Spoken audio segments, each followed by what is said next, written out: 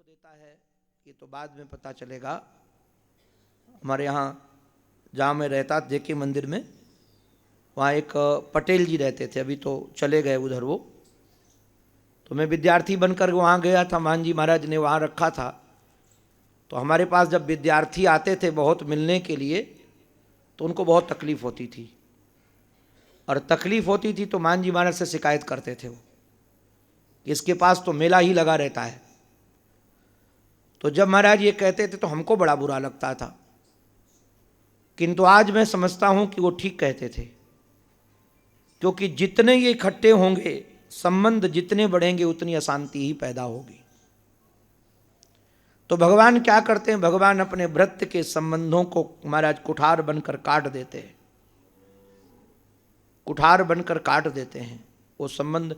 महाराज जहाँ राग होने लगे ना, एक महात्मा ने हमसे कथा सुनी, वो तो रो पड़े और रो करके बोले महाराज आप हमको गाली दो। हमने कहा क्यों, गाली क्यों दें? बोले हमको आपसे प्यार हो गया है और मेरे प्यार में गड़बड़ मामला है। हमने कहा क्या गड़बड़ मामला है?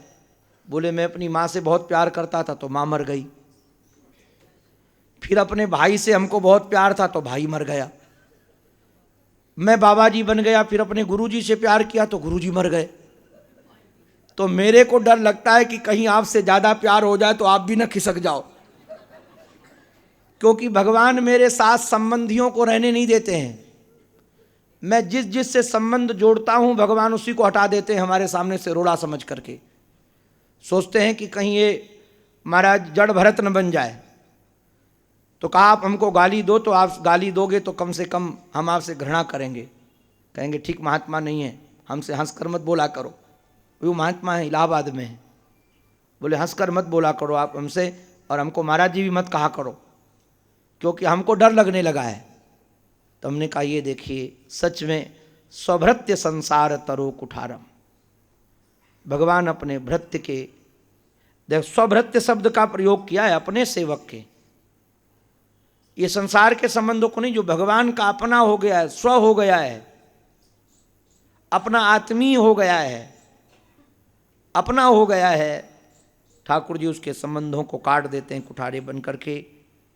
हे नमामि सद्धर्म विदाम वरिष्ठम, हे सद्धर्म विद, हे वरिष्ठ, हे प्रकृति से पार पुरुष, हम आपको बार बार वंदन करती हैं, हम आपके चरणों में बार बार प्रणाम करती हैं। भगवान ने देखा कि माँ बिल्कुल तैयार है, और नारायण सच में जब तक समर्पण नहीं आएगा, एक हमारे महात्मा कहते थे कि भगवान अर्जुन को पहले भी कह सकते थे चलो मित्र हमको गीता का उपदेश देने का मन हो रहा है, हरिद्वार में बैठकर गंगा किनारे गीता का उपदेश करेंगे, गीता जो हमारे पास में बहुत रसीली है सुनाएंगे, चलो वहाँ। कभी नहीं कहा, कभी गीता नहीं सुनाई पहले, किंतु रणांगन में गीता क्यों सुनाई? तो महात्मा कहते थे इसके पहले अर्जुन के जीवन में ऐसा समर्पण कभी आया ही नहीं था। जब उन्होंने कहा कि शिष्यस्ते हम साधिमाम त्वाम प्रपन्न, हम तुम्हारे प्रपन्न हैं, हम आपके शिष्य बन गए हैं। भगवान ने कहा आप काम बन गया, शिष्य बन गया तो सिखाऊंगा तो सीख जाएगा। अगर मित्र बना रहता, सखा बना रहता तो काम नहीं बनता। अब ये शिष्य बन करके आ गया है, तो भगवान ने सोचानन्न सोचस्वम प्रज्ञावादांश वास से चालू कर दिया गीता का उपदेश, वहीं परणांगन में ही।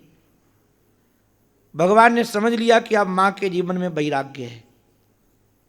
एक तो संबंधों से वैराग्य, देखो संबंध बनाने वाला जो बहुत ज़्यादा संबंध जोड़ेगा ना, वो भगवान की ओर बिल्कुल नहीं बढ़ पाएगा। ये रास्ता संबंध बनाने का नहीं, संबंध तोड़ने का है। हमारे एक महात्मा कहते थे हाथ में तलवार रखा करो, तलवार। ऋषिकेश में थे वो महात्मा, तो हमने कहा महाराज जी सिख बनाओगे क्या? तलवार तो सिख लोग रखते हैं। अरे बोले वो तलवार नहीं, वैराग्य की तलवार रखो, जो सामने आए काटते चलो। ऐसे बोलते, जो सामने आए उसको काटते चलो, राग को काटो, द्वेष को काटो, काटते चलो, निकल जाओगे। बोलने का ढंग है अपने अपने महात्माओं का। आज माँ ने देखा, माँ की स्थिति को देखकर भगवान बड़े खुश हुए होंगे कि पूर्ण तैयारी है माँ की। अब ये संबंधों से परेशान हो गई हैं, इंद्रियों से परेशान हो गई है, अब भगवान को पाना चाहती है। भगवान ने कहा योग आध्यात्मिक पुंसाम। महाराज जी, आध्यात्मिक योग जो है, आध्यात्मिक योग, ये प्राणायाम वाला योग नहीं है नारायण, आसन प्राणायाम वाला योग नहीं। आध्यात्मिक योग जो है यही निःश्रेय का कारण है, यही मोक्ष का कारण है, यही सुख और दुख से व्यक्ति को बाहर ले जाएगा। गुणेषु सक्तम बंधाय रतम व पुंस मुक्तये। गुणों के प्रति जो आसक्ति है वही बांध देती है, और नारायण उससे जो प्रति है वही मोक्ष दे देती है। भगवान कहते हैं माँ, अगर इन संसार के संबंधों को काटना है तो एक कुल्हाड़ी हम तुम्हें भी देते हैं। आप लोग कुल्हाड़ी जानते हो कि नहीं? एक कुल्हाड़ी रख लेना, ये संतों के द्वारा दी गई कुल्हाड़ी है। कौन सी कुल्हाड़ी है? बोले भाई ध्यान दो, प्रसंगम अजरम पासम आत्मन कवयो विदुहु। ये जो प्रसंग है ना, प्रसंग माने मिलना जुलना नहीं, आसक्ति, राग, अटैचमेंट। हमको हमारी लीला मैया ने कहा इस प्रसंग को टू मच बोलो, अंग्रेजी में टू मच। तो ये जो टू मच है वही प्रसंग है, राग हो जाना, उसके बगैर रह न पाना। अजर महाराज ये ऐसी रस्सी है कि जल्दी कटती नहीं है। प्रसंगम अजरम पासम। वैसे तो वल्लभाचार्य जी महाराज कहते हैं संगस्तु सर्वथा त्याज्य। संग का तो सम्यक प्रकार से परित्याग करना चाहिए। यदि त्यक्तुम न शक्यते, बिना कंपनी के नहीं, इमारत की भाषा, बिना कंपनी के। वैसे तो कंपनी के बगैर रहो, संग के बगैर रहो। अगर नहीं रहने में सक्षम, अकेले नहीं रह सकते बिना संग के, तो सद्भि सह कर्तव्य, किसी संत पुरुष से, सज्जन पुरुष से कर दो, क्योंकि संतः संगस्य भेखजम। ये संत संग की दवा है। भेखज माने दवा ये है। ये संग की दवा कैसे है ये संत? मैं एक आपको उदाहरण दूं, आपको शायद कभी सुनाया होगा पहले कथा में कि संग की दवा कैसे हैं संत जन। मैं जिस महात्मा की सेवा में था, जिनके हॉस्टल में पढ़ता था, वो हमारे पूज्य स्वामी हंसानंद जी महाराज को भगवान जैसे मानते थे और हमारे से उनका बड़ा प्रेम था। तो अकस्मात उन्होंने हमको कहा कि स्वामी जी की सेवा में रहो। तो स्वामी जी तो बड़े गुस्सैल थे, अब तो शांत हो गए, दंडी स्वामी थे, दंड रखते थे, तो गुस्सा भी करते थे। तो हमको उनकी सेवा में रहना पड़ा उनकी आज्ञा की वजह से। मैं संत समझ के नहीं रहा, वो तो आज्ञा थी इसलिए रह रहा था। संयोग बना उनके साथ 1 साल रहने के बाद मैं जब वहाँ गया पढ़ने, जहाँ परीक्षा देता था, उनके यहाँ गए तो 1 महीने वहाँ रहे। महाराज जी का वो बाबा राजा राम उनका नाम था, हार्ट अटैक हो गया, उनका शरीर पूरा हो गया। हमको उनसे बहुत राग था, क्योंकि उन्हीं के राग से घर छूटा था, घर का राग कट गया था। क्योंकि बहुत प्यार देते थे, साथ में घुमाते थे, गांव के बालक तो घुमाते भी साथ में थे, भोजन भी साथ कराते थे, रखते भी साथ थे, पैसा रुपया की भी जिम्मेदारी हमको दे देते थे 11-12 साल की उम्र में। तो जब उनका शरीर पूरा हो गया तो मैं बहुत रोया।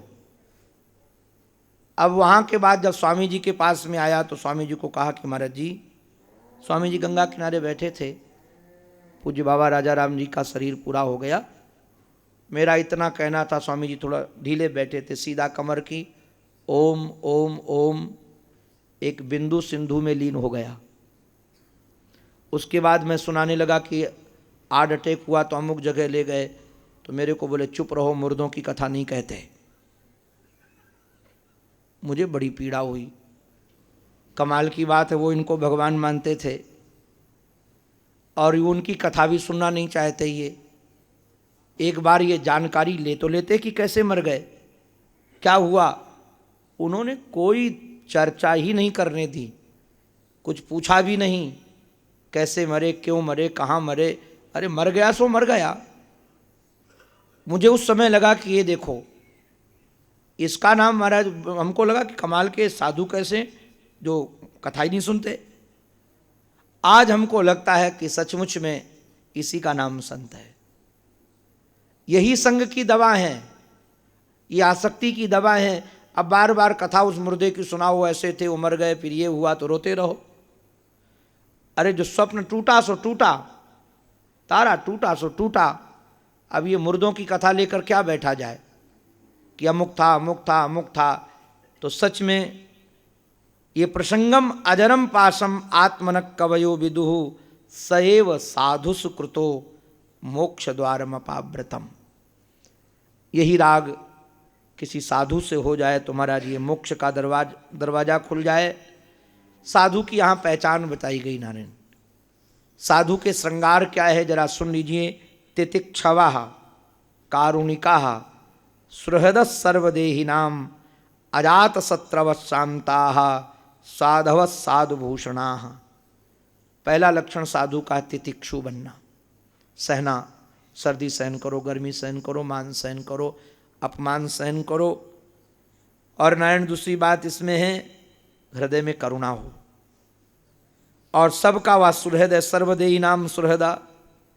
साधु के कोई दुश्मन नहीं होते नारायण।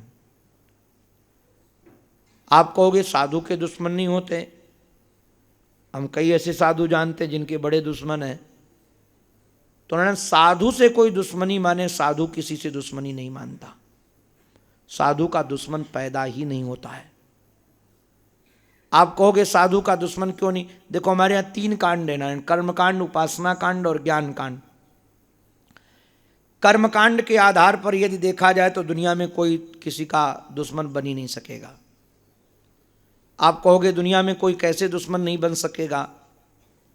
ये सुख दुख जो आपको मिल रहे हैं, जब ये पता चल जाए कि देने वाला कोरियर मैन है, गाली देने वाला कोरियर मैन, प्रशंसा करने वाला कोरियर मैन, और पीछे सप्लाई करने वाला हमारा प्रारब्ध है, तो किससे दुश्मनी करोगे?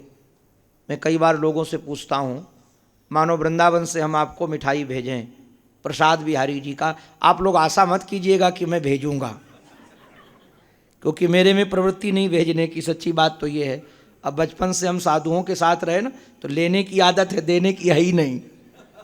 लेने की आदत है, जो दे देते, देने की सचमुच में आदत नहीं है। मैं आज तक कभी किसी भगत को कभी प्रसाद नहीं भेजता कि आया है तो ये बिहारी जी का प्रसाद ले जाओ, ये कुलिया ले जाओ, ये अमुक ले जाओ, ये ढमुक ले जाओ।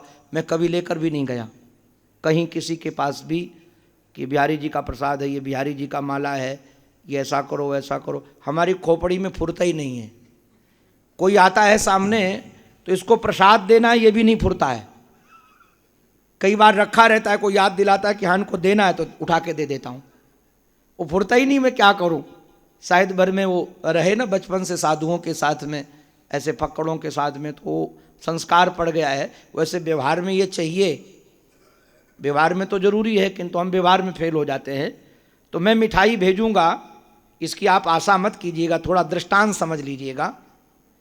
आपके पास कोई कोरियर मैन मिठाई लेकर आए, प्रसाद लेकर आए, और आप बैठ कर पाओ, आपको बहुत अच्छा लगे वो प्रसाद, तो आप टेलीफोन करके आप धन्यवाद मेरे को दोगे कि कोरियर मैन को? अरे जैसे झूठ मूठ के भेज रहा हूँ वैसे झूठ मूठ के धन्यवाद भी तो दे दो। मैं जब भेज ही रहा हूँ झूठ मूठ के, तो धन्यवाद भी झूठ मूठ का है, उसमें क्या संकोच करना है। तो धन्यवाद आप कोरियर मैन को नहीं दोगे, भेजने वाले को दोगे। तो याद रखना, ये सुख का कोरियर या दुख का कोरियर, ये जो भी देने वाले हैं ये कोरियर मैन है, इसके पीछे प्रारब्ध है। को न काहू सुख दुख कर दाता, निज कृत कर्म भोग सब भ्राता। दूसरी ओर ध्यान दें, भक्ति के आधार पर यदि हम जीते हैं तो हमारे ठाकुर के अलावा कोई दूसरा करने वाला नहीं है, तो किससे दुश्मनी करोगे? हमको एक साधक ने कितनी अच्छी बात बताई, मैं उनको वंदन करता हूँ। मैंने कहा कि आप अकेले घूमते हैं, स्त्री शरीर में हो, तो कभी आपको कोई यदि कुदृष्टि से देखे तो क्या? बोले यदि कोई कुदृष्टि से देखता है, मैं ये आपकी शिक्षा के लिए बता रहा हूँ दृष्टि कैसी होनी चाहिए। कहा यदि हमको कोई कुदृष्टि से देखता है तो हम आंख बंद करके अपने ठाकुर जी को डांट लगाती हैं और कहती सीधे रास्ते से आओ, गलत रास्ते से काहे को आते हो? ये देखो, सीधे रास्ते से आओ, गलत रास्ते से क्यों आते हो? जो कुदृष्टि से देख रहा है उसको नहीं डांट लगाई जा रही है। क्या उच्च दृष्टि होगी? मैं तो सच कहूं, इन भावों को सुनकर मैं बंधन करता हूं इन साधकों को। क्या उच्च दृष्टि होगी कि कुदृष्टि से देखने वाले व्यक्ति के भी और रूप में ठाकुर जी को ही देख रहे हैं। अब देखिए, जिनकी ऐसी दृष्टि हो गई वो किससे दुश्मनी करेंगे बताइए? गाली देने वाले से दुश्मनी करेंगे? दुश्मनी का भाव चित्त में आएगा ही नहीं, काम हो गया। उसके दुश्मन कहाँ से पैदा होंगे? और जो हमारे ब्रह्मनिष्ठ महापुरुष हैं उनकी तो दृष्टि में ये त्रिकाल में सृष्टि ही नहीं है। और जहाँ त्रिकाल में सृष्टि ही नहीं है, उनकी दृष्टि में कौन दुश्मन बनेगा? आप जरा विचार किए, अपने अतिरिक्त कहीं दूसरा दर्शन नहीं है। अपने ही दांतों से कभी अपनी जीभ कट जाती है। हम तो कई बार देखते हैं, कथा लगातार हो न, तो हमको सबसे लगातार कथा में सबसे तकलीफ नाखूनों की पड़ती है कि यदि हम नाखून काटना कथा के विश्राम में भूल गए तो फिर दूसरी कथा में नाखून भी नहीं काटते, बाल भी नहीं बनाते। तो बाल तो दिक्कत नहीं करते, नाखून दिक्कत करते हैं। नाखून फिर हमको ही लग जाते हैं। कई बार हमारे नाखून जब हमको लग जाते हैं तो अब नाखूनों को थोड़ी तोड़ने जाते हैं। ऐसे ही महाराज, जहाँ आत्मदृष्टि, अब ये शरीर का ही तो अंग है। ऐसे यदि कोई गाली दे रहा है, कोई स्तुति कर रहा है, तो गाली देने वाले से उसको बिल्कुल दुश्मनी नहीं होगी, क्योंकि अपने अतिरिक्त कुछ है नहीं। तो नारायण, ये तो निश्चित रूप से जो दुश्मन बनाते हैं, आप बुरा मत मानिएगा, वो नंबर 1 के अज्ञानी हैं। न वो कर्म कांड से जीते हैं, न उपासना कांड से जीते हैं, न ज्ञान कांड से जीते हैं। वो तो ना समझ है, अविवेकी हैं, दया के पात्र है। सच में साधु का तो दुश्मन कोई पैदा होता ही नहीं है। अजात शत्रव शांताः, शांत स्वभाव के साधव साधुभूषणाः, ये साधु के आभूषण हैं। महाराज, मयि अनन्येन भावेन भक्तिम कुर्वन्ति ये दृढ़ाम, वह अनन्य भाव से परमात्मा से प्रेम करता है। ना अन्य हिति अनन्यः, अनन्य भाव से कहने का अभिप्राय परमात्मा के अतिरिक्त उसका कोई संबल नहीं है। बंधु ध्यान दीजिए, अगर आश्रम पर भी भरोसा है कि आश्रम हमको सुविधा देगा, स्थान देगा, तो हम साधक बनने लायक नहीं है। व्यक्ति पर, सेठ पर, चेला चेली पर कहीं भी भरोसा यदि करेंगे ठाकुर के अतिरिक्त छोड़ करके, तो पतन के अलावा कोई दूसरे चांस हैं ही नहीं। केवल ठाकुर पर भरोसा। कल हमारे पूज्य श्री गुरुशरणानंद जी महाराज मेरे को कह रहे थे क्या अपने प्रारब्ध पर भरोसा नहीं है, ठाकुर जी पर भरोसा नहीं है? अगर ये भरोसा नहीं होगा तो फिर महात्मा बनना ही व्यर्थ हो गया ना। जिसको अभी दूसरे का भरोसा बना हुआ है, तो ये हमारा जो संत है वह भगवान के प्रति अनन्य है। और मत कृते त्यक्त कर्माण, मेरे लिए महाराज कर्मों का परित्याग, स्वजन बंधुओं का परित्याग, मदाश्रया कथामृष्टा शृण्वन्ति कथयन्ति च, मेरे आश्रय में रह करके कथा, महाराज पहले शृण्वन्ति है, बाद में कथयन्ति है। भगवद आश्रित रह करके, मदाश्रया माने मद एव आश्रया, केवल मेरा ही आश्रय है उसको। मैं तो कई बार थोड़ा कड़ुआ बोलता हूँ, ऋषिकेश में भी बोला कड़ुआ क्या, प्यार से। जिनको नारायण जैसे रिटायर्ड होकर के जो लोग आ जाते हैं, अच्छा है आ जाए, पगार पर भरोसा होता है ना, वो पेंशन पर, उनको ठाकुर जी पर भरोसा कभी नहीं हो पाता। उनको अपने पेंशन पर भरोसा है। हम कई देखते थे वहाँ ऋषिकेश में, जब मैं स्वामी जी के पास में रहता था, जो लोग महाराज अपने पैसे से खाते थे भोजन, कई महात्मा ऐसे थे कि रिटायर्ड हो गए थे तो उनका पेंशन आता था या उनके घर वाले भेजते थे, तो वो खाते थे, दूसरों को कहते थे ये खड़िया पंटन है। मैं तो भंडारे में कभी नहीं जाता हूँ, मैं तो दूसरे से पाई नहीं लेता हूँ, अपना ही खा कर जीता हूँ। तो जो खड़िया पंटन बोलते थे तो मैं देखता था कि जीवन में न वैराग्य है, न भक्ति है, न प्रेम है। आश्रय तो केवल भगवान का हो, और जब तक भगवान का आश्रय पूर्ण रूप से नहीं होगा तब तक भगवान की कृपा का अनुभव भी नहीं होगा। ऋषिकेश के ऊपर एक गुफा है, उस गुफा का नाम है वशिष्ठ गुफा। मैं तो ईश्वर कृपा से 40 दिन वहाँ गुफा में रहा भी हूँ। तो उस वशिष्ठ गुफा में हमारे शहंशाह राम तीर्थ रहते थे। राम तीर्थ बहुत दिन तक वहाँ रहे, शहंशाह हमारे राम तीर्थ। तो एक दिल्ली के व्यापारी वहाँ पहुँच गए। उस समय तो साधन नहीं थे, बड़े मुश्किल से ऋषिकेश से कैसे गए होंगे वो। और जब वहाँ पहुँचे तो देखा कि कोई पात्र नहीं है, कोई भोजन बनाने का न कढ़ाई है, न कुछ है, न कुछ है। और अगल बगल कोई दुकानें भी नहीं है, कोई आश्रम भी नहीं है, जंगल है। तो उन्होंने कहा कि महाराज आपको भोजन कौन कराता है? बोले गंगा मैया। तो बोले वो गंगा मैया हमको भी भोजन कराएगी? बोले क्यों नहीं कराएगी, गंगा पर भरोसा होगा तो जरूर कराएगी।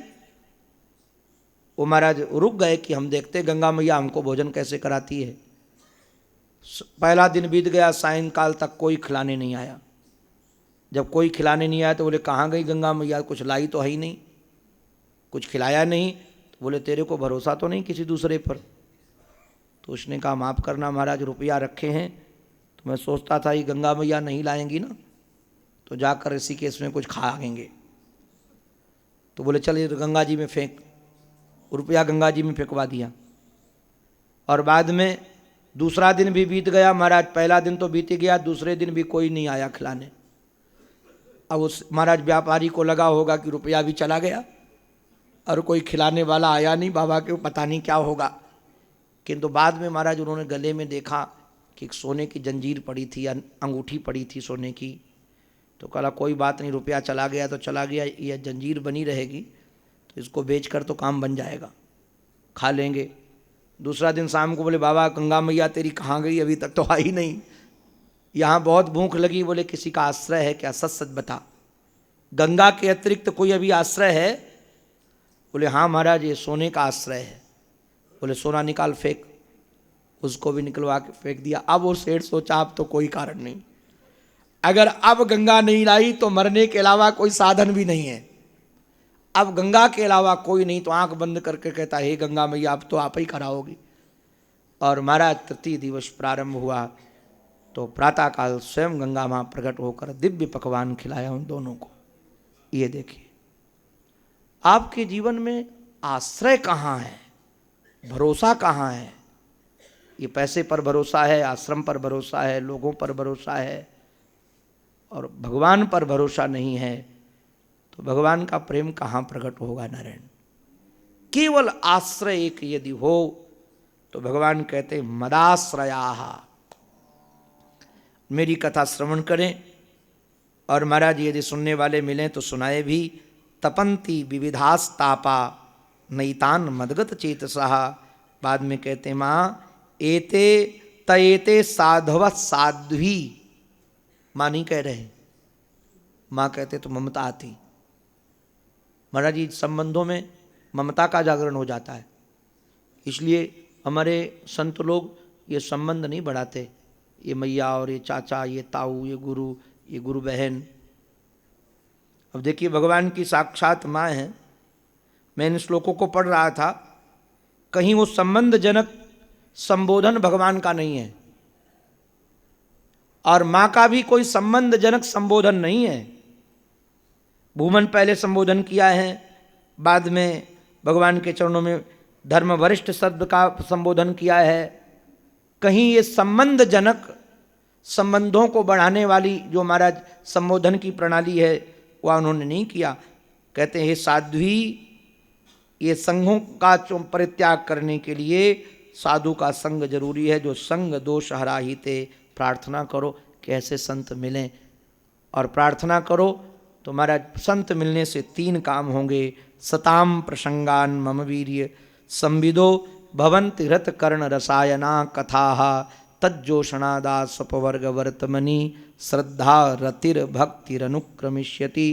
पहले जीवन में श्रद्धा आएगी, हमारा संतों के संग से ही श्रद्धा आएगी। नारायण ध्यान दीजिएगा, बिना संत के संग के श्रद्धा नहीं आएगी। सताम प्रसंगान मम वीर्य संविदो, जब संतों का संग मिलेगा तो भगवान के पराक्रम की कथा सुनने को मिलेगी। और तज्जोषणात्, जोषणात् माने सेवनात्, उस कथा का सेवन करते करते, उस कथा का श्रवण करते करते अपवर्ग वर्तमनि, अपवर्ग वर्तमनि माने परमात्मा में अथवा कहते हैं भगवान में, मोक्ष में या भगवान में। हमारे वैष्णव संत तो कहते हैं अपवर्ग है रास्ते में जिसके, ऐसे भगवत प्रेम में या भगवान में व्यक्ति की श्रद्धा होगी और श्रद्धा के जीवन में आने के बाद रति होगी, रति के बाद भक्ति आएगी। अनुक्रमिष्यति हैं। देखो नारायण, बिना श्रद्धा के तो ज्ञान नहीं और बिना श्रद्धा के रति भक्ति भी नहीं। श्रद्धावान लभते ज्ञानम, गीता आप पढ़ते ही हैं। और श्रद्धा के बगैर, आपको मैं क्या कहूँ, श्रद्धा और विश्वास के बगैर भगवान पाना तो बहुत दूर रहा। नारायण, अपने बाप जी भी नहीं मिलेंगे। अगर कोई बच्चा अपने माँ पर विश्वास न करे, माँ ही तो बताती है कि ये पिताजी हैं तुम्हारे, और वो विश्वास न करे कि तुम्हारी बात पर मैं विश्वास नहीं करूंगी, मुझे प्रमाण दो, कि क्या प्रमाण है कि हमारे पिताजी हैं। अब विश्वास न करे तो क्या प्रमाण देगी माँ? कौन सा गवाह प्रस्तुत करेगी उसके सामने प्रमाण के लिए? तो याद रखिए, बिना गुरुजनों की श्रद्धा के चरणों में किए हुए भगवान तो कभी मिलने वाले हैं ही नहीं। इसलिए तुलसीदास जी महाराज ने तो भवानी शंकरौ वंदे श्रद्धा विश्वास रूपिणौ याभ्याम बिना न पश्यन्ति सिद्धाः स्वांतस्थमीश्वरम। अंतःकरण में भी रहने वाले परमात्मा का दीदार करने के लिए भी श्रद्धा और विश्वास की आवश्यकता है। हमारे महाराज जी ने तो एक जगह बोला है, अगर आप विश्वास न रखो तो नौकर के हाथ का पानी पी पाओगे, अगर डर लगे पता नहीं क्या खिला देगा ये। पत्नी पर विश्वास